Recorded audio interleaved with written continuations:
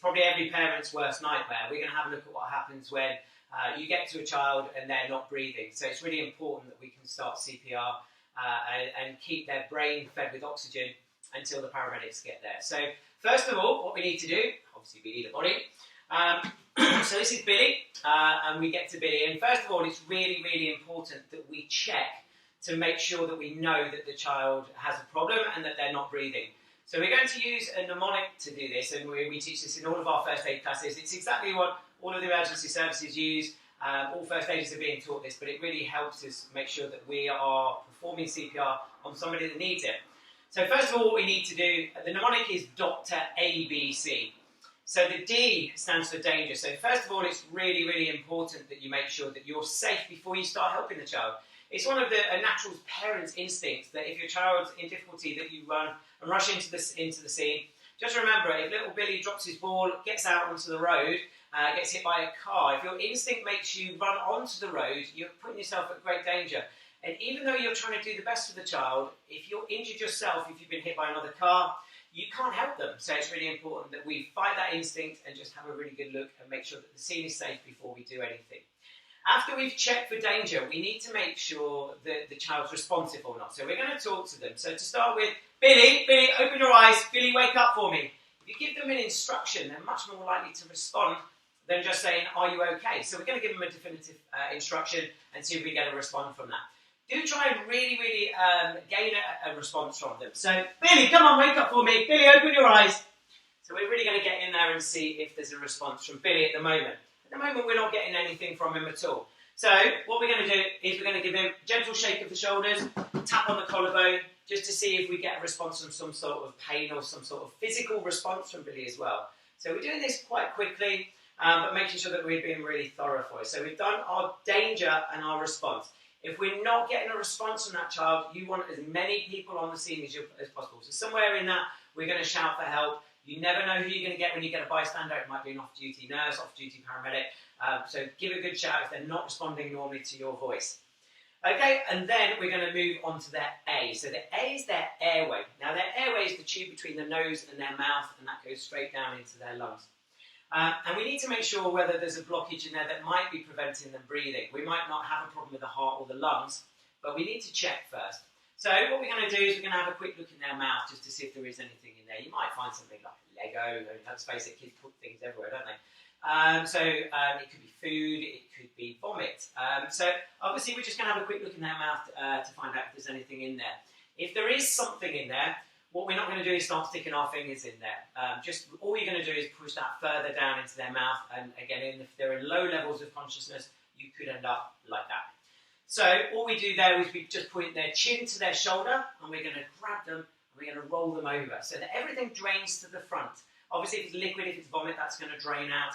And if something is solid in there and it's catching in their mouth, we can now just hook that out because we're not going to force that down any further into their airway.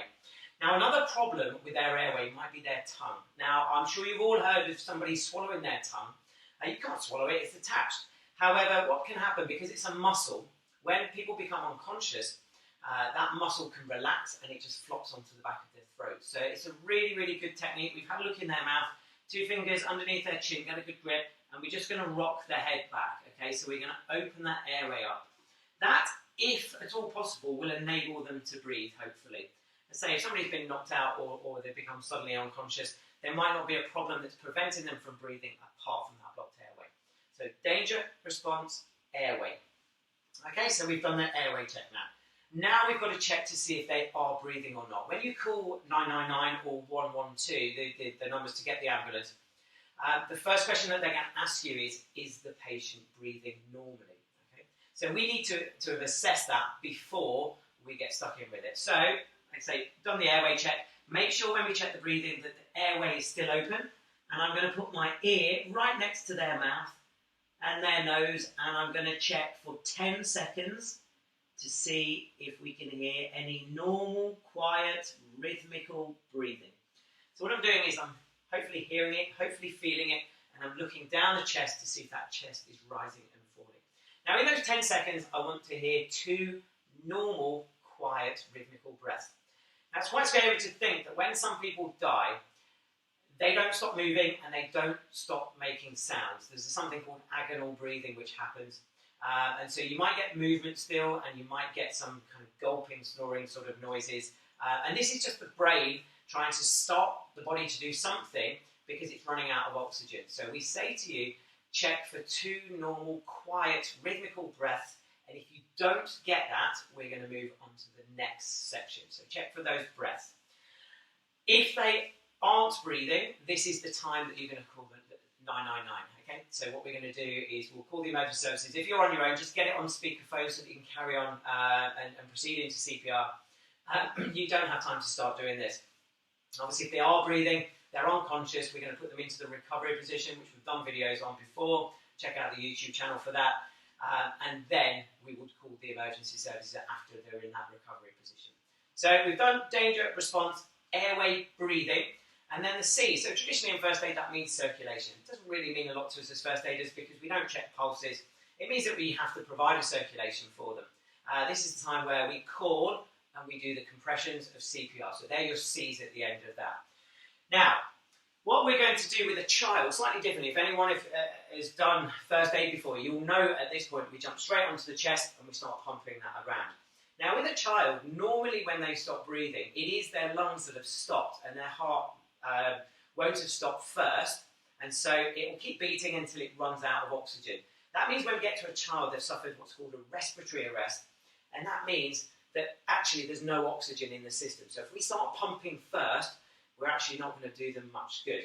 So we're going to put 5 rescue breaths into them first, and that goes with children. Children we class as below puberty. That goes right down to the age of 1, and then from 1 to 0, the infant, we do exactly the same as well. So what we need to do the breaths, 3 things you've got to remember. You need to pinch the nose. If you don't do that, when you breathe in the mouth, it's just going to come straight out of the nose. We've got to have the airway open as well, and then you need to seal around the mouth as well. So we're going to give them 5 rescue breaths.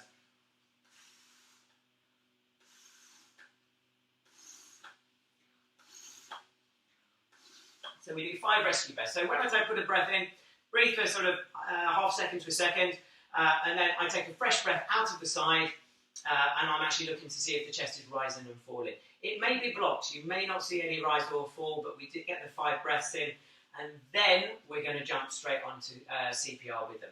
Now, the traditional CPR with adults, interlock the fingers, lock the elbows and the shoulders and get straight into it. Now, this is a child, and I'm a lot bigger and a lot stronger than that child. So just to limit the force going in, I'm going to do one hand, and we're going to get the heel of the hand right in the centre of the chest, and I'm now going to do 30 compressions, okay?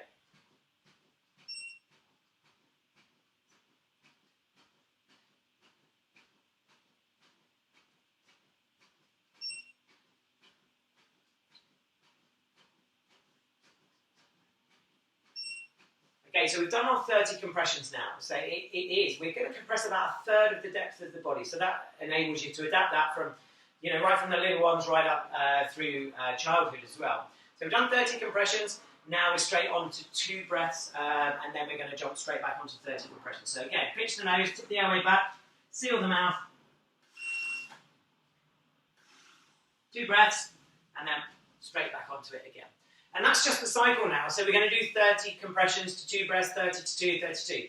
To be honest, how I remember this is everybody is 30 to 2, every age group. Kids, 5 breaths first. If you can remember that, it just makes it really, really simple to remember. If you do have bystanders around you, the maximum that we recommend that you do this for is 2 minutes, because you're going to get really tired whilst waiting for the paramedics. If there's bystanders here as well, what we want is a defibrillator on the scene, so that we can start that process. Defibs are really easy to use, and they'll talk to you and give you lots of instructions about what to do. So they're the things that we need to get ready. We just keep doing that until the paramedics get there, or until there's a recovery from the child. Okay. So children, that's how we do CPR with those. Let's have a look at babies now. Right. So little one. So this is under the age of 1. So 0 to 1. Now there are a couple of changes with the infant. Now, first of all, the big thing with them is their airway, really. So we will go through the same process, danger response, airway, breathing, and then we would put 5 rescue breaths in and then start compression. So it's exactly the same as the child. However, the airway is a little bit more delicate, and what we don't want to do is really, really tip their airway back. Their airway is a little bit like a drinking straw. So all we do is if we bend it, it kinks and it'll actually close their airway. Now babies have got a really, really big bulbous head and a big gap in between their shoulders. So something like a nappy or a baby grow, just sort of wedged underneath, okay, is going to maintain that airway for you. Okay, so we would do exactly the same with the infant. If it's a newborn, you won't be able to pinch their nose and seal the mouth. It's okay just to put your mouth all the way over their nose and mouth as well, and that will get the seal so that no air can escape, and we're going to push the air into the lungs. This baby model, I'm going to need to pinch the nose as well. So I'm going to put our 5 little rescue breaths. Obviously, I'm going to adapt the size of the breath into the baby. I'm not going to put the same amount of air into the baby as I do into Billy. So 5 little rescue breaths.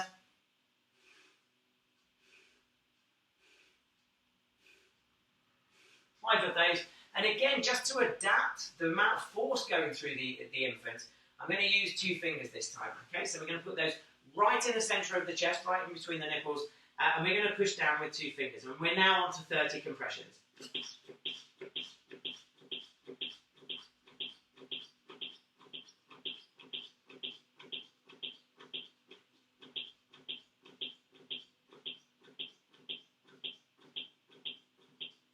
Okay, so we've done our 30 compressions, straight back into 2 breaths, and then straight back onto 30 compressions. Now, we talked about the depth of the compressions, but the speed. I mean, there's lots of songs out there I learned with Nelly the Elephant. The big popular one at the moment is Staying Alive, the Bee Gees. It's the rhythm that we're really interested in. It's between 100 and 120 beats per minute, so nearly 2 per second, so it's pretty quick. Now, what we're doing with CPR is the heart is a big squishy bag of blood. All we do is we squeeze the blood out and then we let it recoil as well. So the recoil is as important as the compression, because if we don't let it recoil and refill full of blood, we're just doing that and the blood's not going to get around the system. So it's really important. Obviously don't bounce around on it, but it's really important that we let that heart refill as well. It needs to be done on a hard surface as well. So if the child's in bed or on the sofa, they need to be on the floor. All you're going to do is you're just going to compress the mattress or the sofa cushions, and whilst you're doing that as well. So that's baby and child CPR. It's pretty simple. It would be very, very, very stressful. However, you are giving the child the best chance of survival. So just remember your Dr. ABC. So check for danger, check for a response, check their airway. Then we're going to check for breathing. And then if they're not breathing, we're going to call for help. Okay, we're going to call the ambulance. And then we're going to provide their circulation for them by 5 rescue breaths, then 30 compressions, 2 breaths, 30, 32, 32, 32. Right, so that's child CPR done. Lots more content on our YouTube channel, so have a look at those. We do go out and train baby and child first aid training courses for professionals, for schools, for teachers, as well as all our first aid work courses as well. So do check those out.